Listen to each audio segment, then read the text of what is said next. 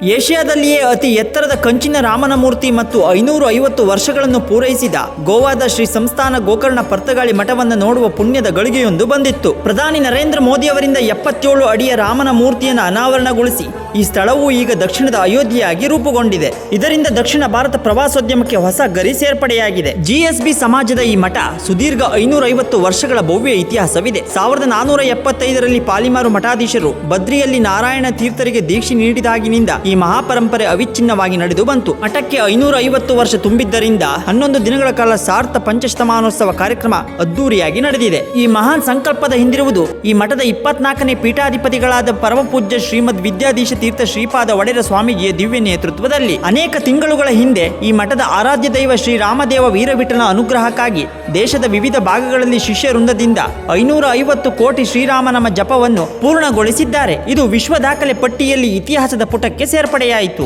11 ದಿನದ ಕಾರ್ಯಕ್ರಮದಲ್ಲಿ ಪ್ರತಿದಿನ ಧಾರ್ಮಿಕ, ಸಾಮಾಜಿಕ, ಸಾಂಸ್ಕೃತಿಕ ಲಕ್ಷಾಂತರ ಜನರಿಗೆ ಊಟೋಪಚಾರವು ವ್ಯವಸ್ಥಿತವಾಗಿ ನಡೆದಿದೆ. ಹೀಗೆ ಪರಮ ಪೂಜ್ಯರು ದೇಶದ ವಿವಿಧ ಭಾಗಗಳಲ್ಲಿ 10ಕ್ಕೂ ಹೆಚ್ಚು ಧಾರ್ಮಿಕ ಟ್ರಸ್ಟ್ಗಳನ್ನು ಶ್ರೀಮಠದ ನೇತೃತ್ವದಲ್ಲಿ ನಡೆಸಲಾಗುತ್ತಿದೆ.